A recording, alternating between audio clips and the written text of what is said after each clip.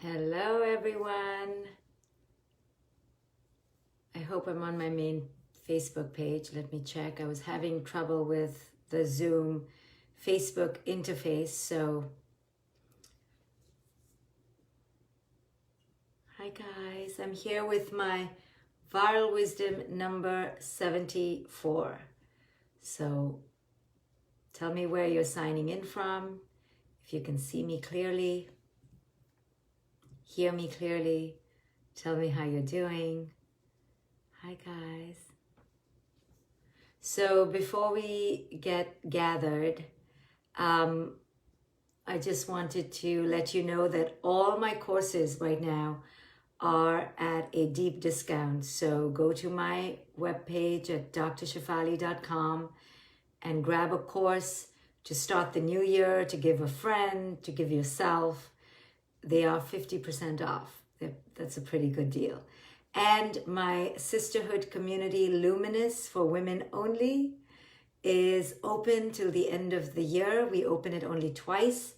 And just for $25 a month, you get access to a beautiful community of women all over the world. And we support each other and we meet every Monday night. And we have a thriving Facebook page.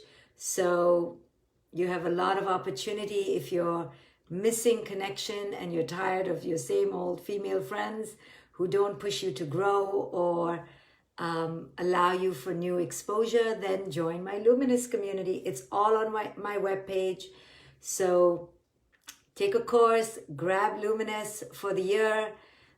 You will not regret it. Okay, so today for viral wisdom number 74. Are we ready? Let me just wait for another minute for people to come in. Tell me how you're doing, where you're signing in from. I see you all from Athens, Greece.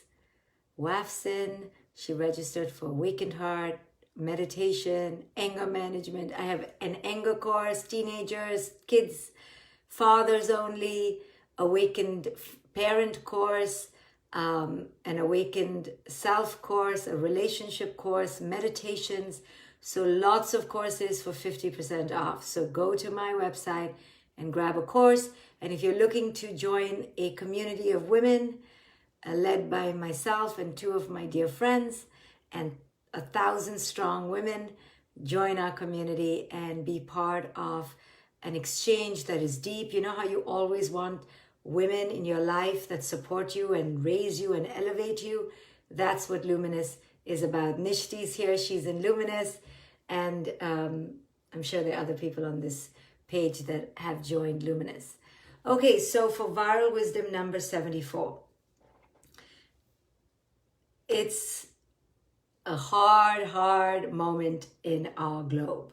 We are going back into lockdowns, we are going back into stay home orders, people around us are getting sick and infected, and it's coming close. It isn't ending. Like, when is this going to end? So I want to offer you a perspective, as I am doing through these viral wisdoms, to help you. It may just be a steroid boost of an injection of power for a moment, and it may not last, but maybe it'll give you something.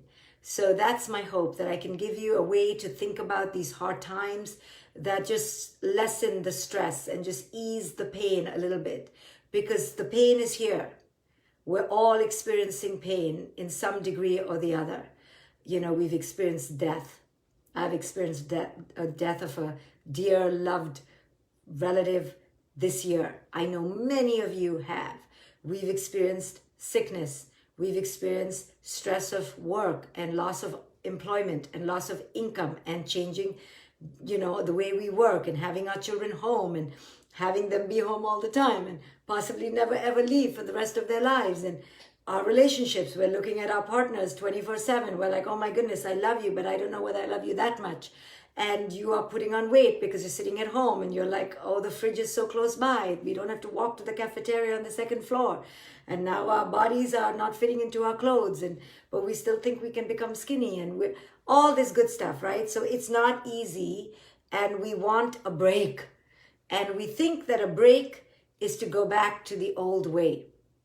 right? That's what we want, because the respite we're looking for is comfort, and the comfort we're looking for is familiarity, and the familiarity we're looking for is in the past, right? If we can go back to how things were, that was a shit show, but at least I knew it. I knew that crazy, right? Better the devil you know than the devil you don't. So we want to go back to that devil. And this is scary for us. It's too much of this unknown. What? More unknown? Still more unknown? Still more unknown? And we want it to end. We want the unknown to end. But here is where the spiritual rubber meets the cosmic road. It's always unknown. And how do you know this the best? Is when you go meditate. When you go on a meditation retreat, the first time I went, I was 21 years old. I was in torture. I was like, when is this going to end? I swear to you, I used to wear watches now at that time. I looked at my watch every 30 seconds because 30 seconds was a lifetime. I'm like, no. Am I on the same day in the same freaking minute? I couldn't believe it. It was torture because I was like, how much longer? Like, I can't do this sitting, breathing. Never mind, I'm sitting and breathing all the time. But to be aware of it is torture. So this is what's happening in the pandemic. It was always unknown, but now it's clearly in our face. Like life is like, see, I'm unknown. See, I'm unknown. See, I'm unknown. And you're like, I want to kill you, life. Like, enough. You know, that's how meditation is, okay? Like, you're like, what? Time takes so long? Like 30 seconds takes so long? Like, you're like, time. No, come on. And time is like, I'm just doing my thing. I'm always this way. You know, what do you want from me? I'm always taking time. That's my job. And because when you meditate, you become aware of your bullshit and all the ways your mind is crazy. You're like, God, I cannot even focus for 1 second. My mind is thinking of things I ate in India and thinking of, you know, what I'll do in the future. And then the person I'm so angry with in the past, but then bringing him into the present. And then my best friend who betrayed me, and that one who lied to me, and oh, where am I going to go on vacation? The mind doesn't sit still. But in meditation, you get to see it. In real life, you're not aware of how crazy you are. In real life, you're like, I'm so focused. I watched Netflix, I ate my dinner, and then I ordered more dinner for my child, and I played a game, and then I took a shower, and I went to sleep. How am I unfocused? I am so focused. So in real life, it's hidden, it's disguised, because we have a to-do list. And of course, we don't follow the list completely, but we have great things that disguise our disorganization. You know what it's called? It's called cognitive distortions. We have excuses all the time. So not to worry, we're not disorganized. My kid is disorganized. I'm not disorganized.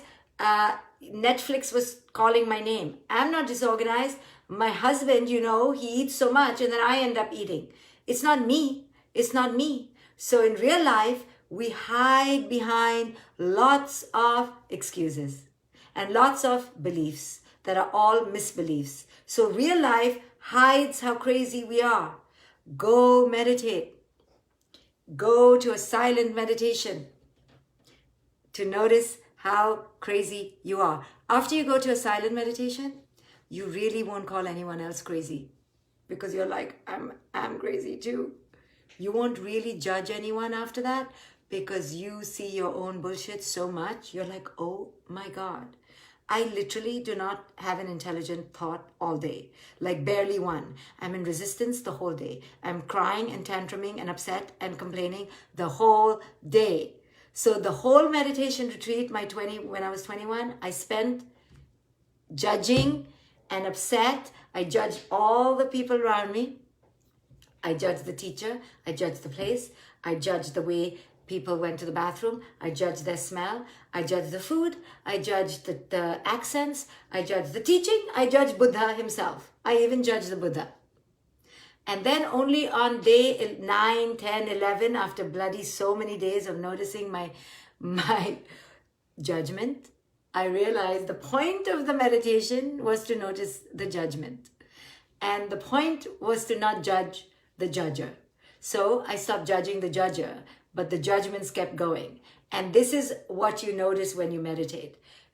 The inner mind, the quality of the mind is always seeking, looking, searching. And then when it finds, it judges, judges, judges. It's never good enough. And the mind is always seeking to know. So what's next? What's next? What's next? What's next? So this pandemic is a mini 9-month retreat. It's not silent, so it's mini. It's not like intense, but it is intense in time. It's never ending. It's making us realize how much we complain, how anxious we are, how we can't sit in the unknown. And we're like, what's next? What's next? What's next? Right? Am I freezing? Let me see. Sorry, I purposely... Can you hear me? Sorry, I'm on my phone because my Zoom wasn't working. Can you hear me?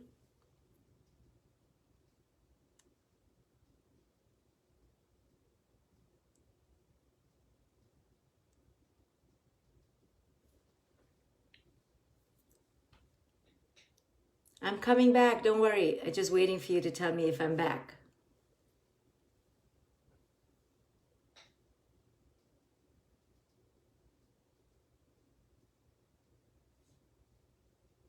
Can you hear me, guys? Let me know if you can hear me. Okay, good. So the pandemic is a mini or an intense, whatever way you want to call it, meditation retreat. And it's causing us to see who we really are. And it's asking us to look at what's really the nature of ourselves and life. And we are having a major meltdown. We can't handle this. We cannot cope with this reality because we are being made to see things as they are. So in this pandemic, there are no filters anymore. Yes, there are masks, but we are actually unmasking ourselves. We are actually unveiling the truth. And it's unbearable for us because we have been so used to living with disguise and chicanery and distraction with our schedules and our linear goals. So we are now in torture. Like I was at my meditation retreat when I was 21 years old. We are now in torture. We cannot accept the reality of reality, which is that life is unknown. Life is death. Life is unpredictable. It always was. Now, because we are in meditation, we've been forced to time out, to time in. We're seeing what always was. But before, we ran away from reality and thought we were immune to reality. We bought our fancy things and went on fancy vacations, and we were constantly distracted. We were numb to reality, yes? We were living with Santa Claus, poor chap. But we were living in Santa Claus land. And this pandemic is feet on the ground. For the first time, perhaps, it's like when you're in a relationship, when you fall in love Remember that? You are in lust and hormones and dopamine and chemistry, and you think it's love. And then you move in together, and then you discover, oh my goodness, who are you? It's like the veils come off. It takes 6 months to 8 months, but they do come off. And when they come off, you're like, what? You ordinary person? You're annoying me just like my brother did when I was growing up. And all reality comes to light. And you don't like it. And then you think it's the other person's fault. And then you try to change the other person. And then you have a temper tantrum. And you fight and you fight and you fight and you fight. This is what's happening to us here. Reality is showing itself.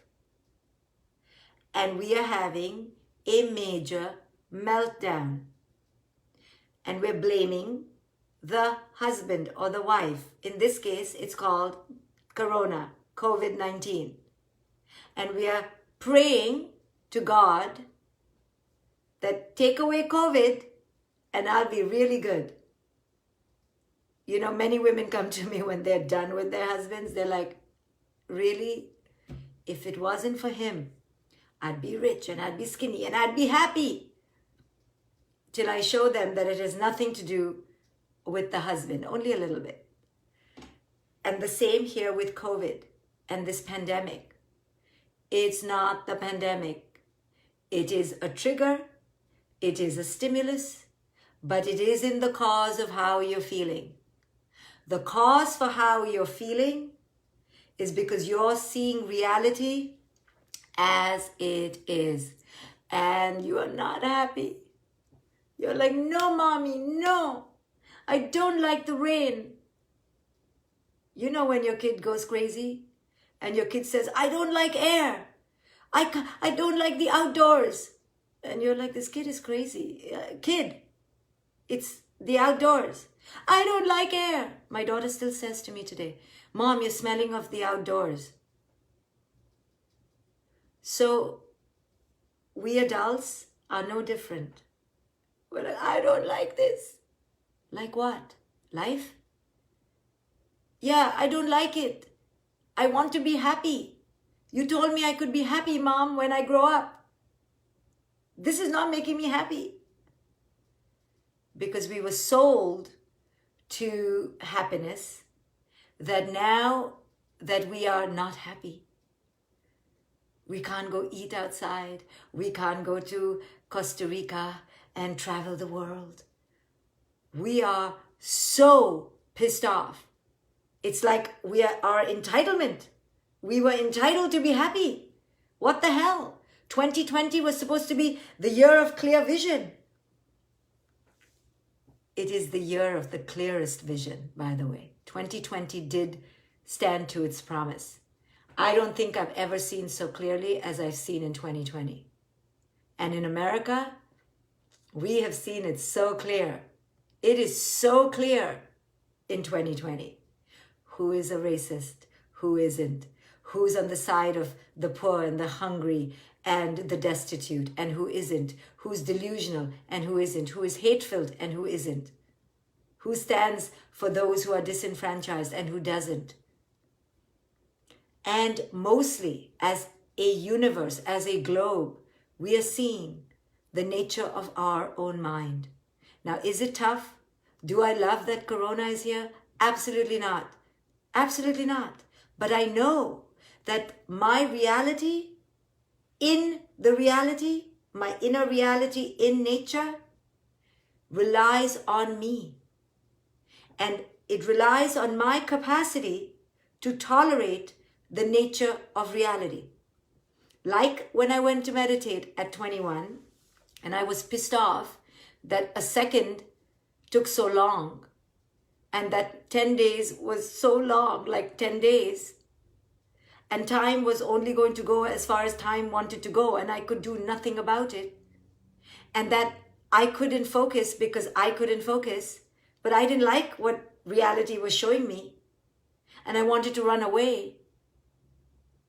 In the same way, We are seeing reality and our obstinacy, our resistance to understand reality. When a parent becomes a parent for the first time, the parent has some illusion of grandiosity, mini gods, and we expect our children to go on a timeline. At 2 months, child will make eye contact. At 6 months, child will smile at me and mean it. At 10 months, child will call me the best mother. At 12 months, child will walk. At 15 months, child will fly. 16 months, speak 3 languages. 17 months, stand on its head. 18 months, learn sign language. 24 months, be called a genius at pre-kindergarten. So every time the child doesn't go according to the timeline, every new parent will be guilty of this if they're honest. The parent suddenly feels very personally attacked. Like, what the hell? I didn't have a moron child. I didn't go through 9 months to have a slow child. I didn't go through this. Belly marks, stretch marks, vagina hanging, boobs hanging, for you to not follow the timeline. Okay? So then the parent, the new parent, if they're honest, has fantasies to give the child away. No, I'm just kidding. Definitely to blame the mother-in-law. 100% it's that side's genes. And then we call in the troops. The occupational therapist, the physical therapist, the therapist, the therapy. Because God damn it, child has to go according to the timeline. Because parent, aka God, is not happy.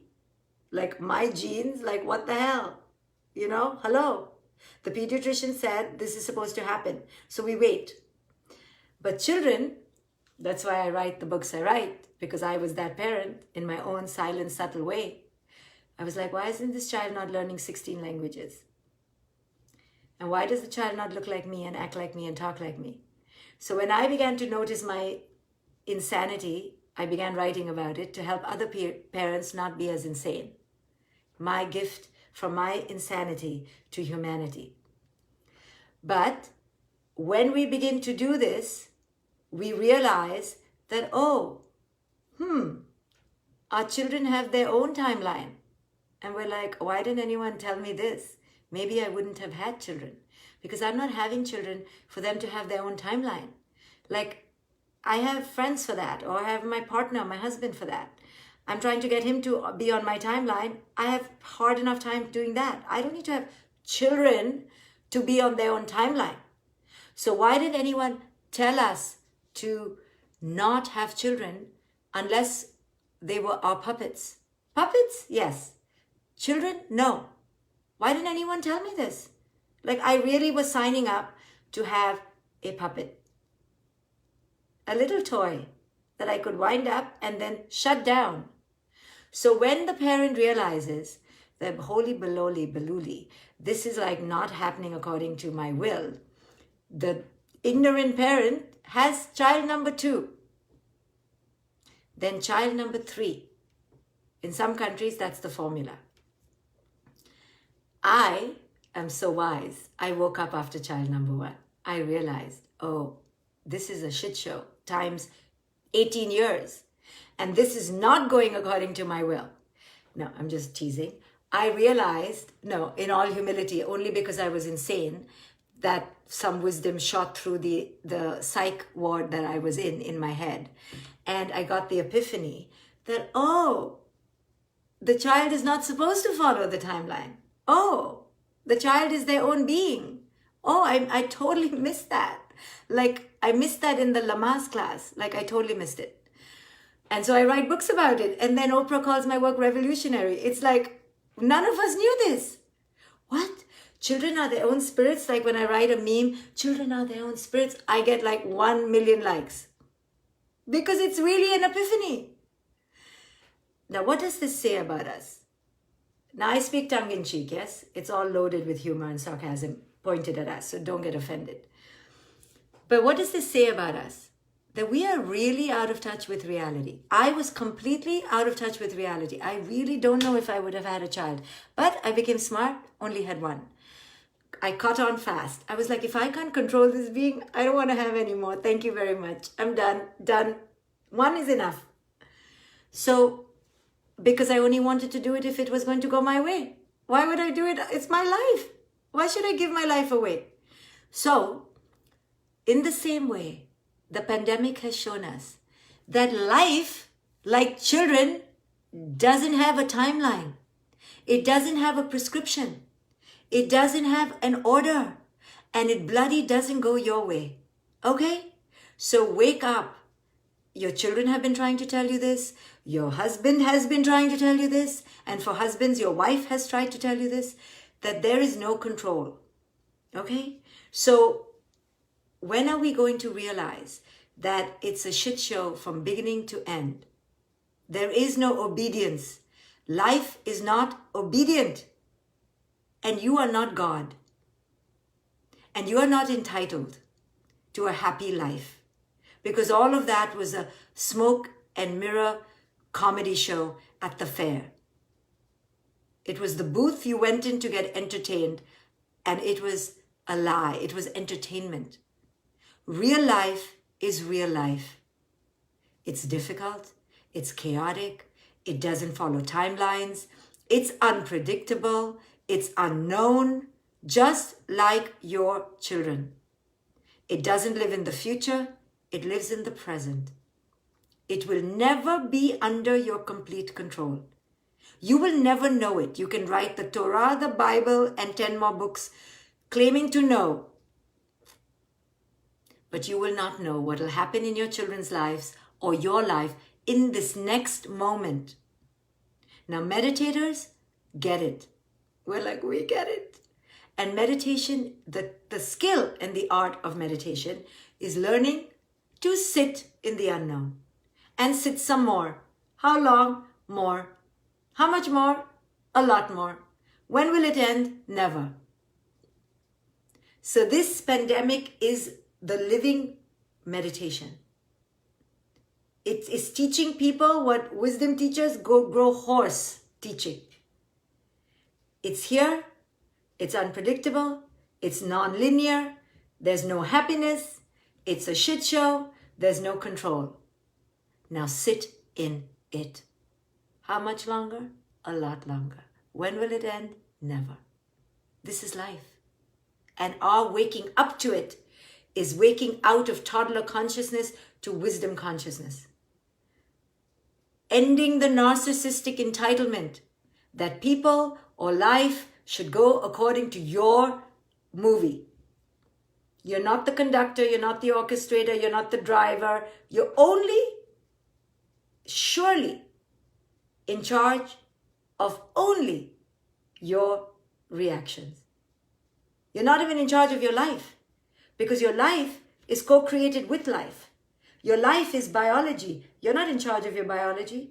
So you're a co-creator with it. So your reaction to your biology is your power.